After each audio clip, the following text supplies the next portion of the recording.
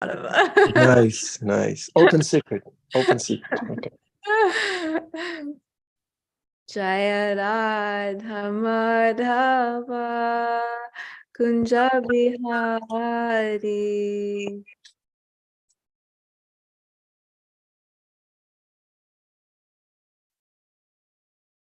Jaya Radha Madhava Kunja Bihari.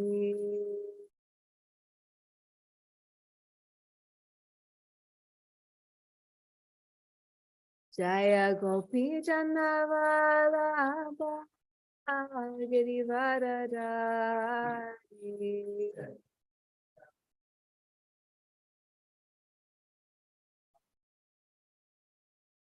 Jaya Gopi Jannavalabha Girivaradari.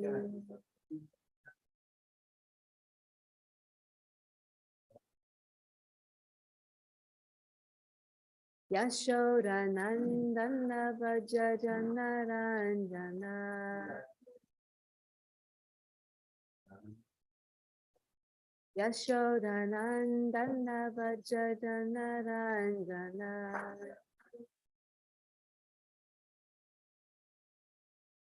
Jamuna Tira Avanachari.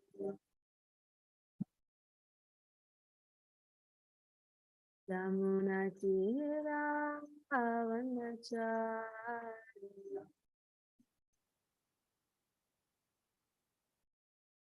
Jaya Radha Madhava Kunda Bihari.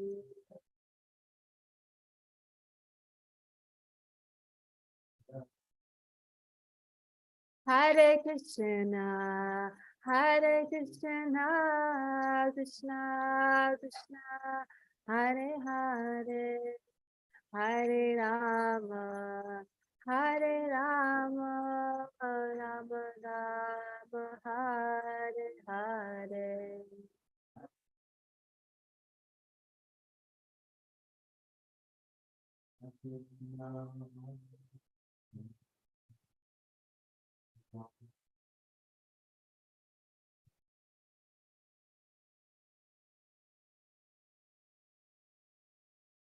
Hare Krishna, Hare Krishna, Krishna Krishna, Hare Hare, Hare Rama, Hare Rama, Rama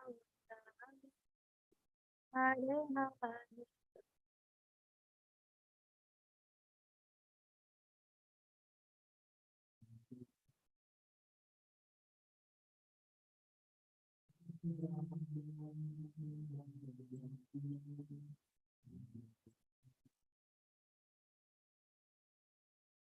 Jaya Prabhupada, Jaya Prabhupada, Jaya Prabhupada, Jaya Prabhupada.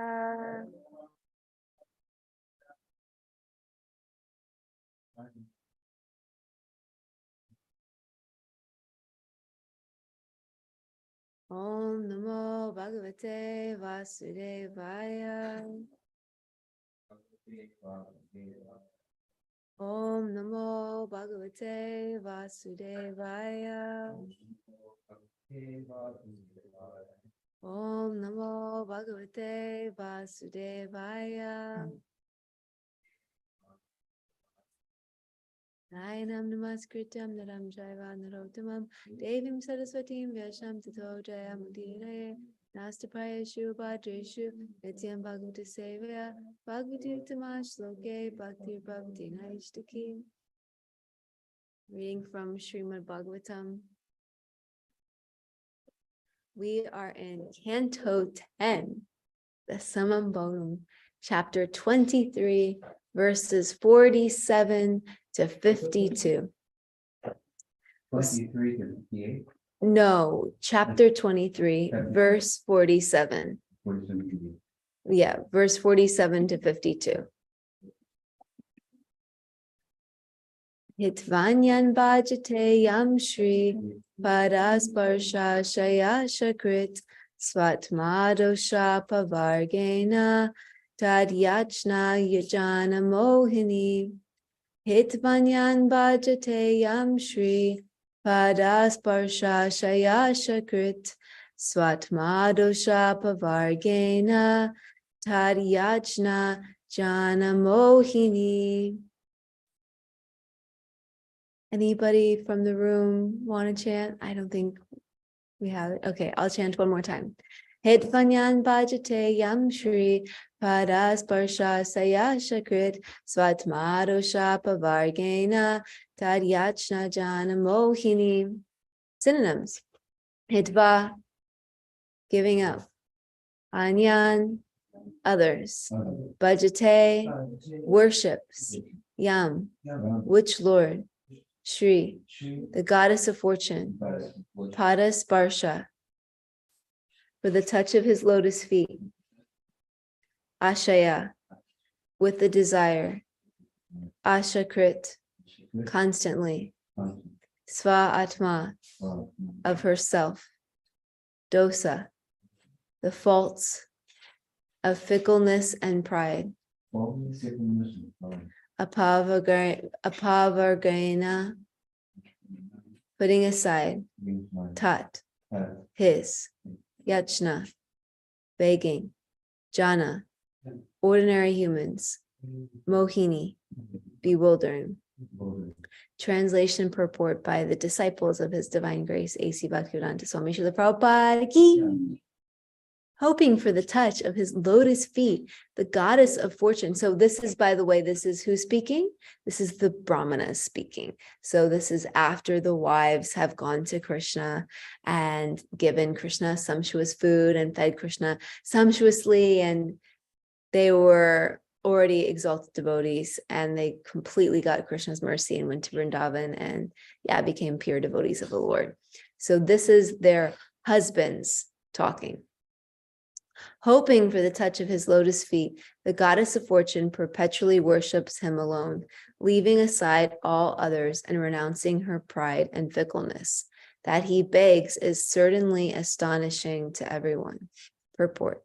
The supreme master of the goddess of fortune herself obviously does not have to beg for food, as pointed out here by the Brahmanas, who are finally manifesting real spiritual intelligence.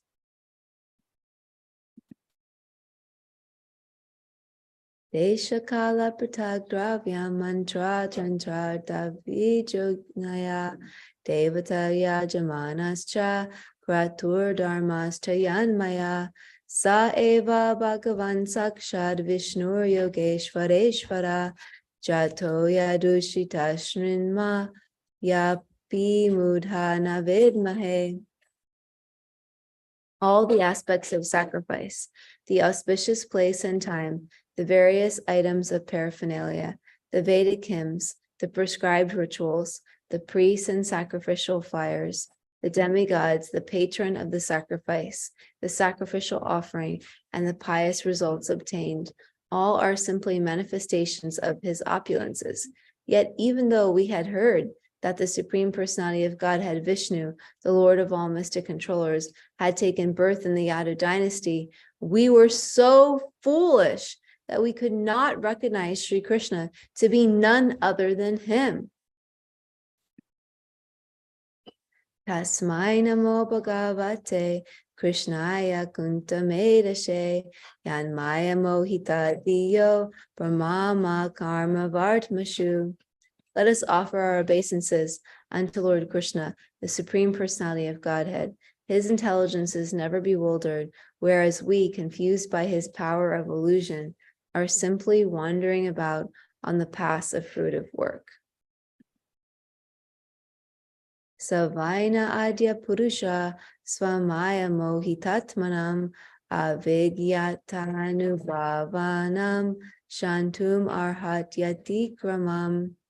We were bewildered by Lord Krishna's illusory potency and thus could not understand his influence as the original personality of Godhead. Now we hope he will kindly forgive our offense. Iti svagam anusmritya Krishnete Krita Helana Didrikshavo Vrajamata Kamsad Bita Nakachalan.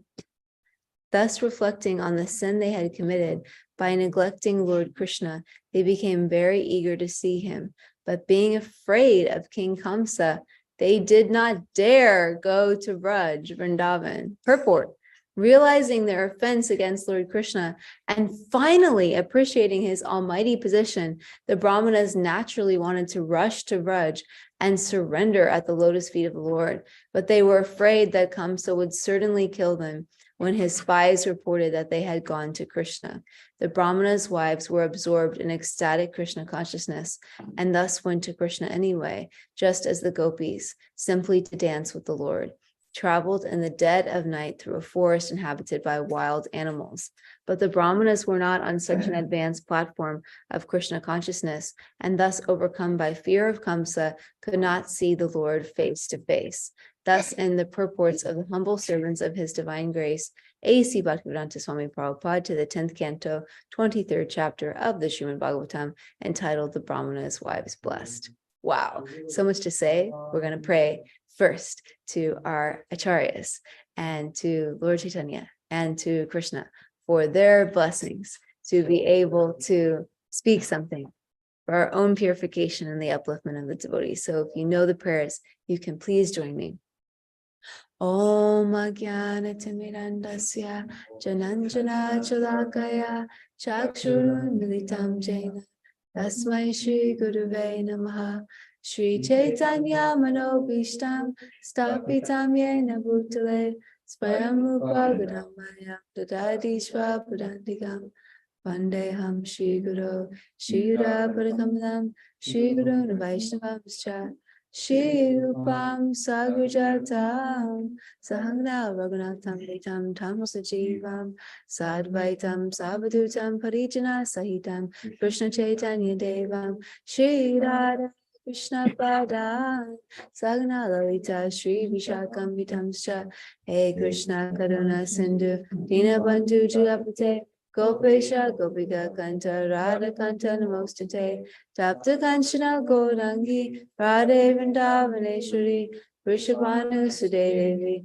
Pranamami Hari Priye Pancha Kalpatarubhyascha Kripa Sindhubhyevacha Patitanam Pavanebhyo Vaishnavebhyo Namo Namaha Nama Om Vishnu Padaya Krishna Prishtaya Bhutale Srimate Bhaktivedanta Swamini Namine Namaste Saraswati Deve Gauravani Pracharine Nirvishesha Shunyavadi Pashtatara Shatarine Jai Shri Krishna Chaitanya Prabhu Nityananda Shri Advaita Gadadara Shri Vasadi Gaura Bhaktivinoda Hare Krishna Krishna Krishna Hare Hare Hare Rama Rama Rama Hare Hare.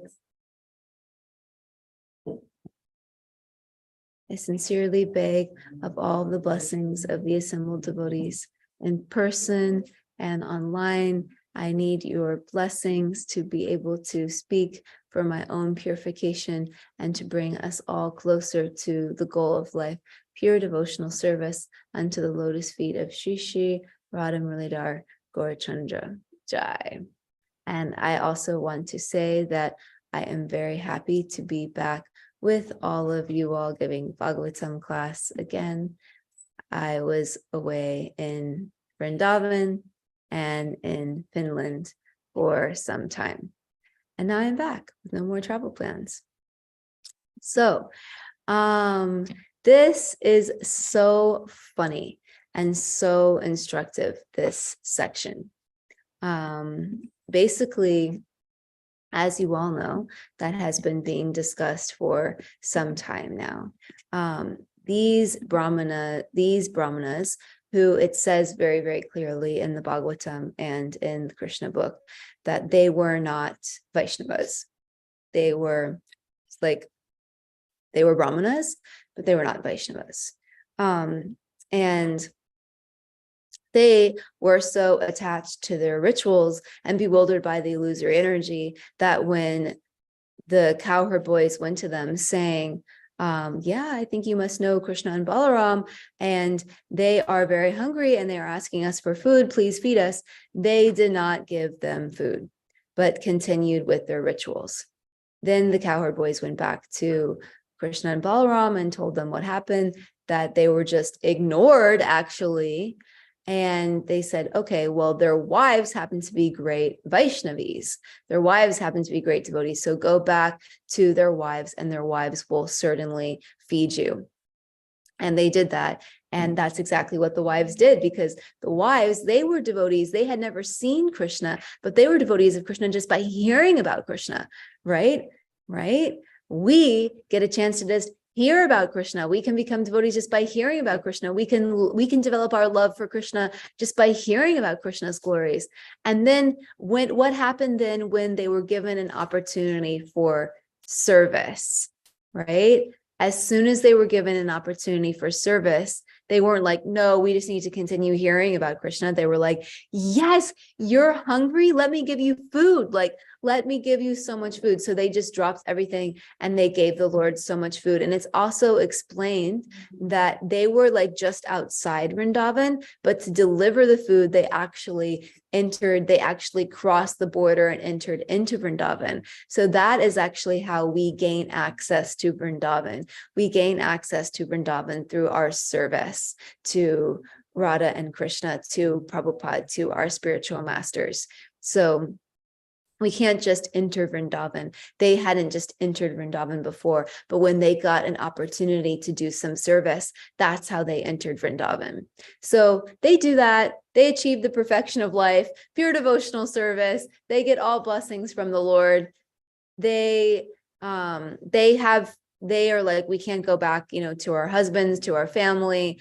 But Krishna was like, no, you must go back. Your husbands and your family, they will not reject you. So that it was correct. They went back, and their husbands, they realized, oh my God, we're so stupid. We were bewildered by the illusory energy.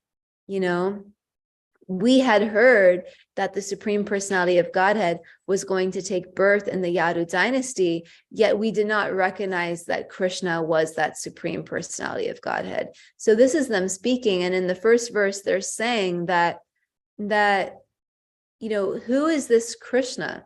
The goddess of fortune, who is so exalted, is perpetually worshiping Krishna, hoping for the touch of his lotus feet and leaving aside all others, renouncing her pride and fickleness, and just completely taking shelter of Krishna. Yeah, he doesn't need to beg, yet he begs. And that is very, very astonishing. So that's what they're saying in this first verse. The fact that he begs is so astonishing. So, what does the goddess of fortune do? She gives people unlimited wealth. So if you have unlimited wealth, you definitely don't need to beg for food. You definitely are good to go. But the master of the goddess of fortune is Krishna, and he chooses to beg for food. Why? To give an opportunity to his pure devotees to serve him. The Brahmanas, they continue. They actually say, they were doing sacrifice, right? And it's because they were doing sacrifice that they didn't drop everything to serve the Lord. Well, the real reason is because they weren't his devotees, but that was their like excuse. We're doing the sacrifice. We're attached to our sacrifice. We think this is what we have to do. But they actually realize in this verse now that all the aspects of their sacrifice, the auspicious place and time, the different items of paraphernalia, the hymns, the rituals, the priests, the sacrificial fires, the demigods, the patron of the sacrifice, the sacrificial offering, the pious results obtained, everything, there's just simply manifestations of his opulences. So they realize the sacrifice that we were performing, that's just manifestations of Krishna's opulence. What we were doing is just not even the full glories of Krishna. So they're saying that they actually realized that they were foolish, that we were foolish, that we could not recognize Krishna. So they realize that they're foolish. And when they realize that they're foolish, what do they do next? This is a good formula Not now, we're not going to follow their whole formula, but we're going to follow part of their formula. This part of their formula is a good formula. If we realize we've been foolish, what is a good thing to do? Offer our obeisances. So then they offer their obeisances to Krishna, the Supreme Personality of Godhead, and they glorify him that Krishna's intelligence is never bewildered, but we were confused by his power of illusion. We are simply wondering about on the passive fruit of work. So we were bewildered, but Krishna can never be bewildered. So they offer their obeisances, which is very, very beautiful that they offered their obeisances. They realized that they were bewildered by Lord Krishna's illusory potency and thus could not understand his influence as the original personality of Godhead. Now we hope he will kindly forgive our offense. So they're begging to be forgiven for their offense of not serving Krishna. Now, the next verse is what we're really going to focus on, because this is what is so fascinating. Then they say, then the Bhagavatam says, thus reflecting on the sin they had committed by neglecting Lord Krishna. So if we neglect Lord Krishna, if we neglect the deity, that is a very, very, very serious offense. Krishna is here in the deity form. If we neglect the deity, that is a very, very, very serious offense. If we neglect the pure devotee of the Lord, don't serve them nicely, that is a very, very serious offense. If someone comes to us needing service and we don't serve them, if they're a very dear devotee of the Lord, that is an offense. So we must always serve Krishna. So when they were reflecting on their sin, they became very eager to see him. Okay. But being afraid of King Kamsa, they did not dare go to Braj. I'm just going to read the purport again, and then we're going to chat about it. Realizing their offense against Lord Krishna and finally appreciating his almighty position, the Brahmanas naturally wanted to rush to Vrindavan and surrender at the lotus feet of the Lord. Why didn't they do that? But they were afraid that Kamsa would certainly kill them when his spies reported that they had gone to Krishna. The Brahmana's wives were absorbed in ecstatic Krishna consciousness and thus went to Krishna anyway, just as the gopis, simply to dance with the Lord, traveled in the dead of night through a forest inhabited by wild animals.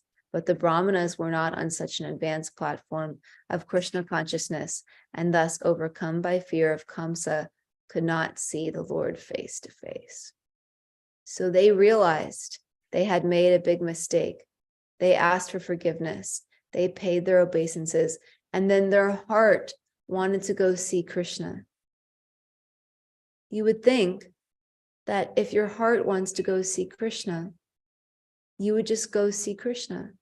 If your heart wants to go serve Krishna, you would go serve Krishna. But why did they stop? It explained earlier in the chapter, I was reading this morning, that the reason why they did not serve Krishna is because they were attached to comforts of the material body, and they were desiring elevation to heavenly planets. So they had these material attachments, and it was explaining in the Krishna book that when we are attached to the comforts of the material body, we can't leave everything to serve Krishna, because we're just thinking about, no, I have to give comfort to the material body. They were afraid of death. They were afraid that Kamsa was going to kill them if he found out that they went for Krishna. Now, contrast that with their wives, who were on such an advanced level that they didn't even think about that. They didn't even care about that, because they were just thinking, I want to please my beloved. Okay, yeah, if we leave our families, they could all reject us and we could have nothing to go back to. We give up everything. but I have to run to Krishna to feed him. The gopis, when they hear the song flute of Krishna, they leave everything. Some of them are in the middle of like breastfeeding babies or being with their husbands or doing their duties for their family or whatever it might be. They just drop everything and they leave and they go, they run to Krishna, and they realize like they're leaving everything. They realize they have nothing to go back to, but they don't care. They're not afraid of anything. They just run to Krishna. But the Brahmanas were not like that. So we have to think about ourselves and our lives. When we have an opportunity to do service for Krishna or his pure devotee, do we take it? And when our heart wants to run to the deities, wants to chant Hare Krishna, wants to do our service, do we trust Krishna? Do we trust? You know, there's actually, I remember one time I was in Brazil and I was preaching to one lady. I had given her the journey home. She was reading it. We were discussing it. We had become friends. And she said very clearly to me one day, I want to be a Hare Krishna devotee, but I'm afraid that my family and society will reject me. Therefore, I will never become a Hare Krishna devotee. And I remember thinking, wow, that is so sad. This person, their heart knows Krishna is the Supreme Personality of Godhead. Their heart knows this is their path. Their heart knows this is what they want, yet they won't accept it and trust that they'll be okay because they're afraid of losing what they're attached to in the material world. They're afraid of rejection. They're afraid that if they surrender to Krishna, Krishna is not going to give them something better. And we have to really think about that. Like, Krishna is God, the source of all opulences. Everything comes from him. Do we really think that if we surrender to him, he's not going to give us something better than what we had? Do we really think that he's not going to take care of us? He says in Bhagavad Gita, just abandon all varieties of religion and surrender unto me. I will protect you from sinful reactions. Do not fear. I will carry what you lack. I will preserve what you have.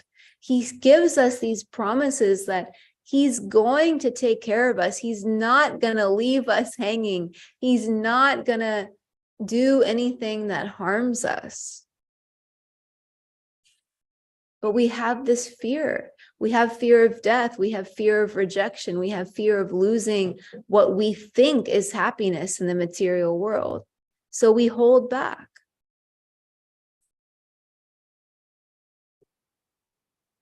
And sometimes devotees even think that,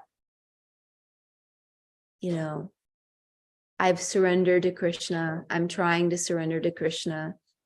Krishna isn't giving me what I want. Krishna isn't giving me what I need. Why? That can come up for devotees, isn't it? We have to, in those moments, know that anything that Krishna gives us is the perfect opportunity to advance in Krishna consciousness.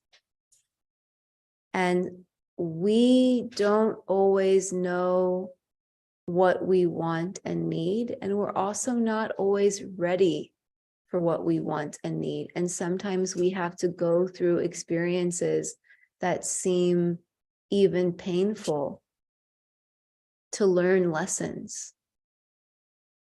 And we have to trust that Krishna is time. And in Krishna's time, he will give us everything. Especially what we most want, which is pure devotional service.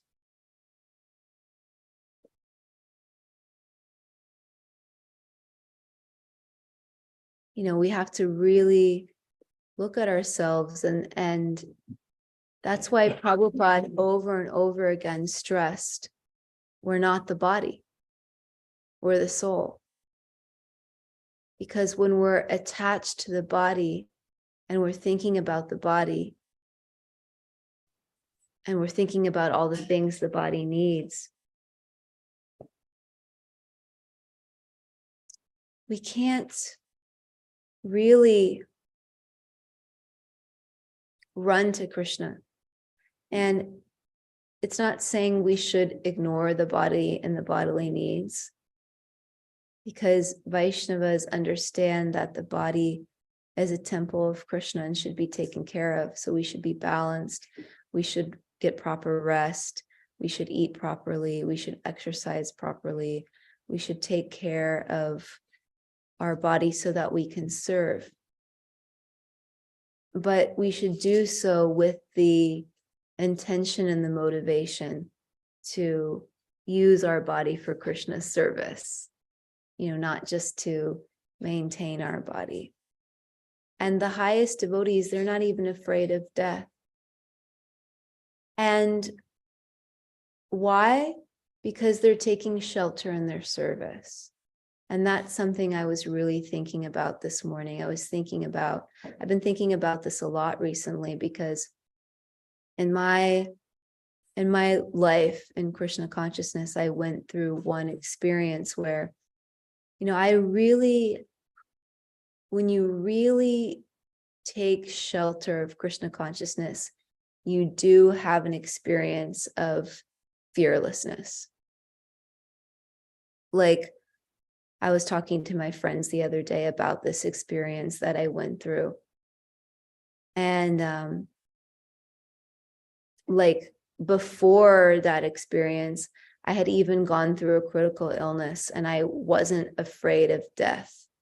I had no fear because I was so taking shelter of my service.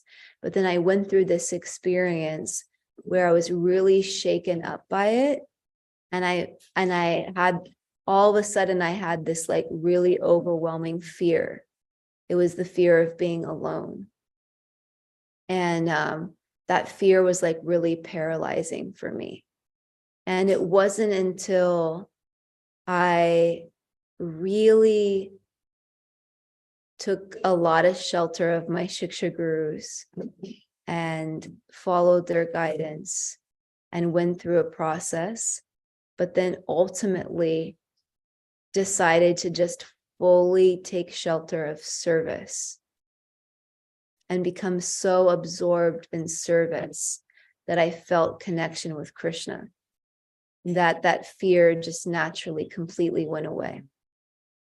And I got to a place of trusting that, okay, things aren't going according to the way that I wanted things to go. But I am so happy doing my service and feeling reciprocation from Krishna by doing my service, that even if things never happen the way that I want them to happen, I will be okay. And I will actually be happy and ecstatic and enthusiastic because I have service to Krishna. So I completely let go of the desire that I had and the fear that I had through shelter of service. And that's what's happening here. The Brahmana's wives, they had service. They took shelter of service. They engaged in service. They gave food when people asked for it, when Krishna and Balaram asked for it, when the cowherd boys went as messengers of Krishna and Balaram. The Brahmanas, they didn't take shelter of doing some service for Krishna. They stayed what we would call mental.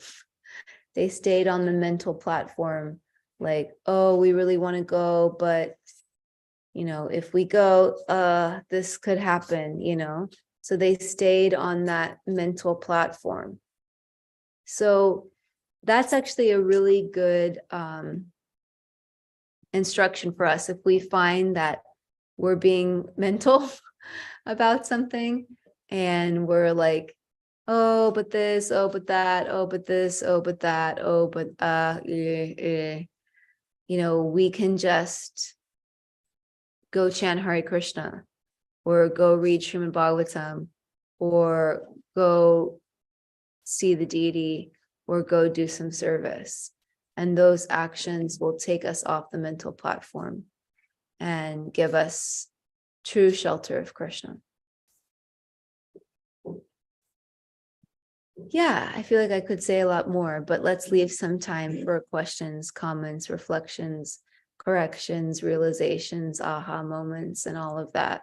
So let's open it up to you all. We can first start with the people in the temple room and then open it up to online if anyone in the temple room has anything they would like to say.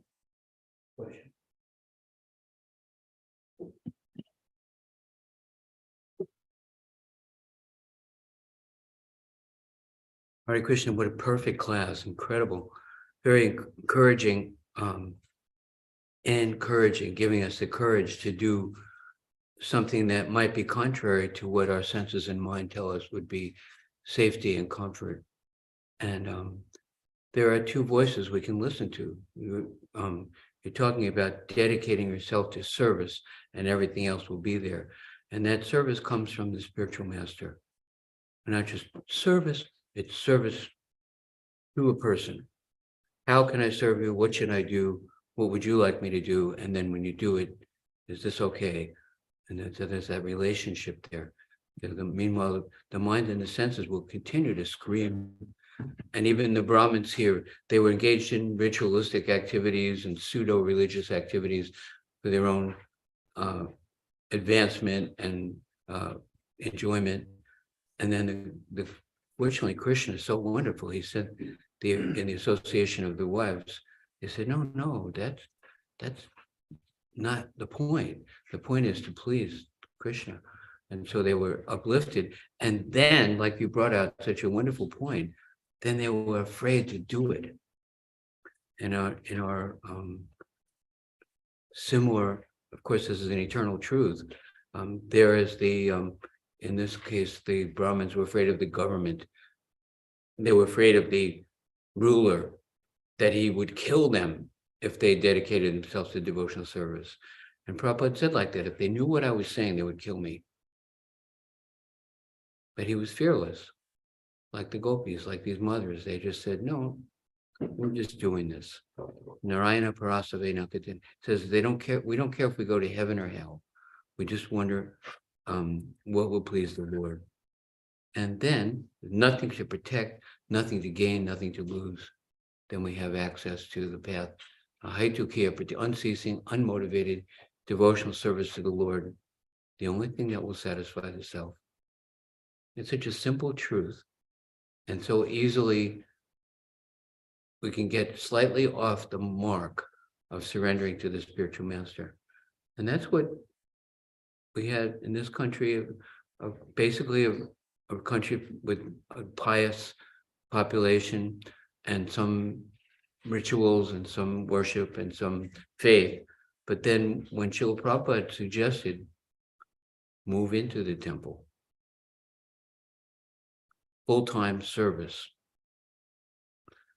then, like Jesus said, if you follow me, you will be persecuted.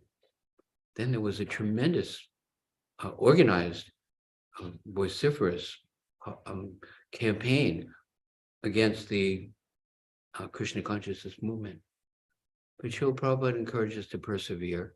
And we have to be careful that we don't also follow the way these Brahmins were, that, oh, they will not like us. The government will not like us if we do like that.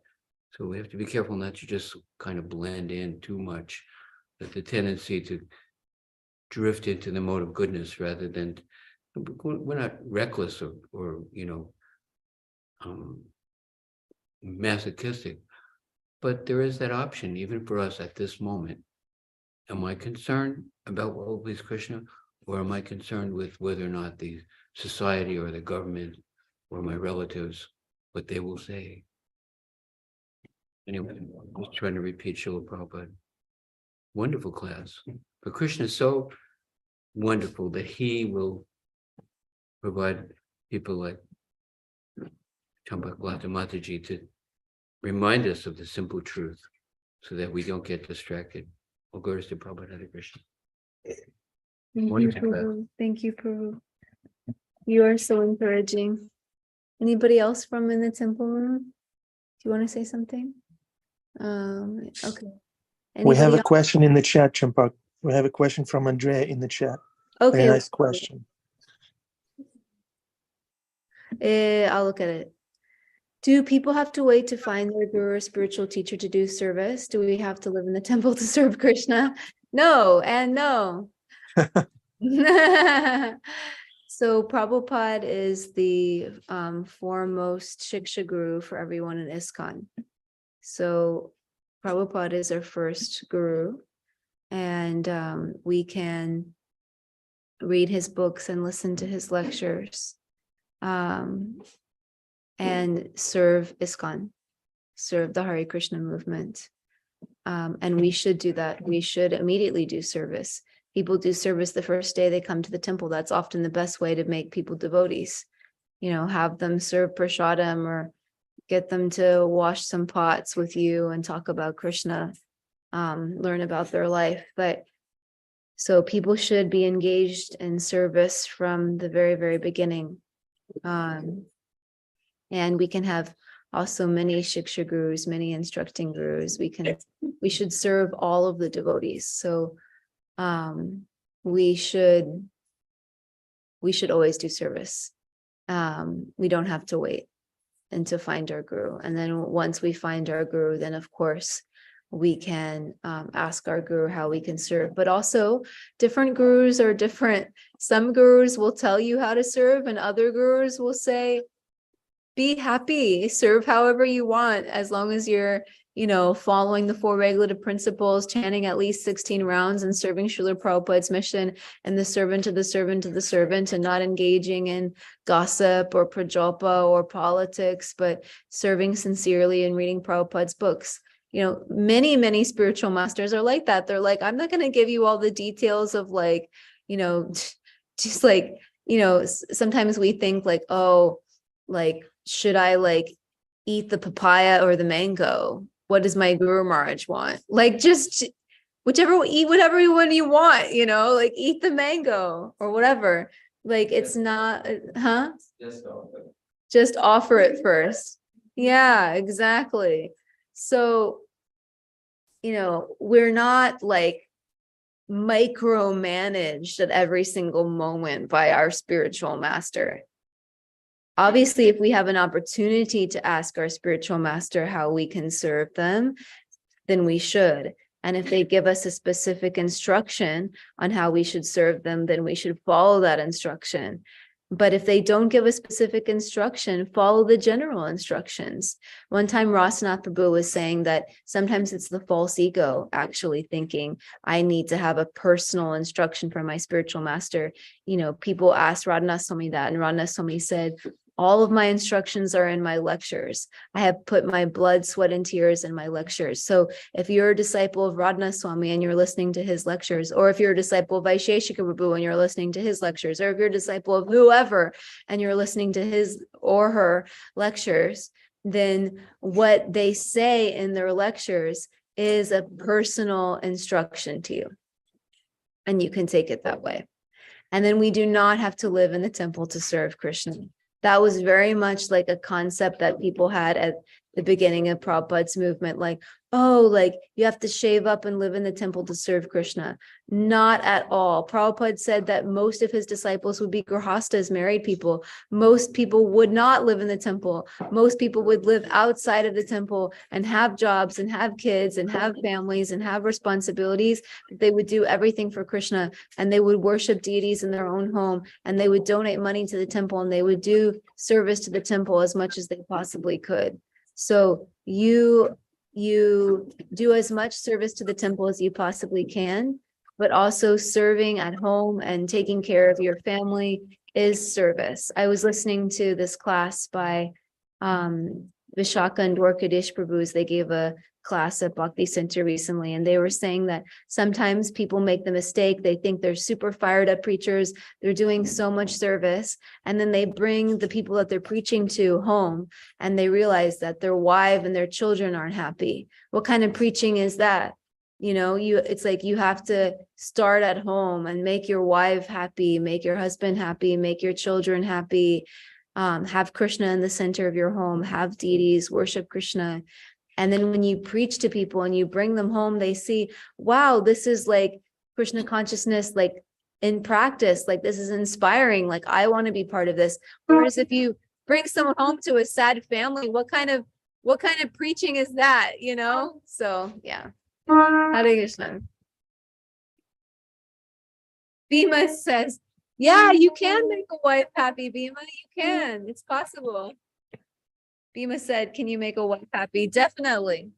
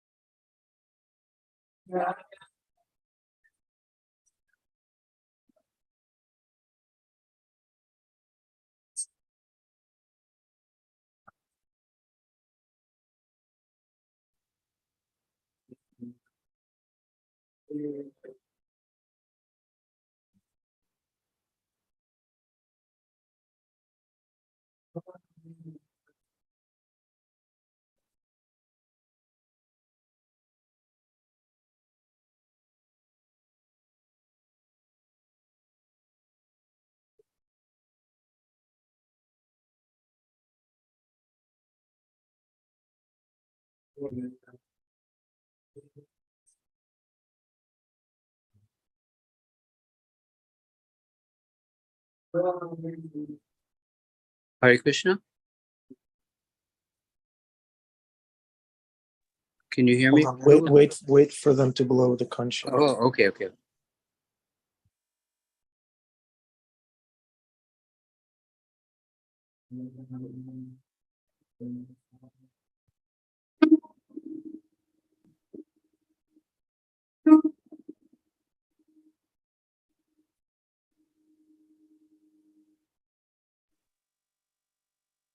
Thank you, Champakalata. Great class. Thank you, Vasudev Prabhu. Good to see you. Hare Krishna.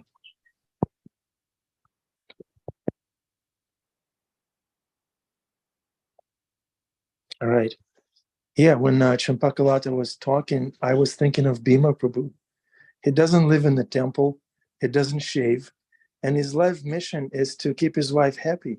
Check it out, right, Bhima Prabhu? His life mission was given to him by Radhanath Maharaj, personally told him, your life mission is to keep your wife happy. And then, of course, his wife told him how to do it.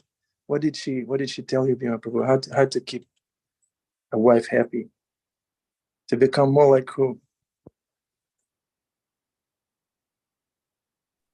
Maharaj, Yes. if you want to make me happy, become more like Radhanath Maharaj. Nice. So I realized I'm going to have to take birth again and again and deal with her. I can't believe I'm going to be married again in my next life. This is a never-ending story. Yes. Yeah, your service is not going anywhere from you. No. Yeah. Okay. That's why I'm in the woods right now, trying to escape. There's no escape. Okay. Rupesh Prabhu kept his hand up. Rupesh Prabhu, would you like to ask a question? Adi is here. He can answer. Bhima Prabhu is here. They can try. What do you think? Hare Krishna Prabhuji. I guess it was not a question. I think maybe next time when Champakalata Mata joins, we'll ask it. Next Wednesday. Our next class is next Wednesday. Thank you, Rupesh Prabhu. Thank you. Okay, Adi. Yeah, go ahead. Can you hear me okay? Yeah, we can hear you okay. Yeah, when we're saying Prabhupada said move in the temple, Krishna is so wonderful. If we do our humble best in whatever position we're in, then Krishna's pleased, and that's our criteria. But he was definitely encouraging us to do our best, not to make it something casual or hobby or part-time. So that access is available for us anywhere, anytime. Lord, what do you want me to do? And then Krishna's pleased. We have to go now. We'll go to Prabhupada. Thank you. Yeah, wherever you are, whoever you are, serve Krishna, do your best. And that's the success. That's the criteria of success. Okay, it's nice to see everybody. Andrea, Hare Krishna, thank you for smiling and asking questions. Bhima Prabhu, thank you for being so vulnerable in class. William Prabhu, Scarlett, Hare Krishna, good to see you. Poppy C, Hare Krishna, Hemangi, William. Yogeshwari, Suzanne, Angel, welcome back, Angel. Rich Prabhu, probably hugging an animal, maybe riding one, we don't know. Amrita Kishori, Didi, Dana Krishna's Radharani, Sharmila, Rupesh Prabhu. Okay, have a wonderful, wonderful day. Hemangi's cooking for her family, offering to Krishna. Okay, Hare Krishna.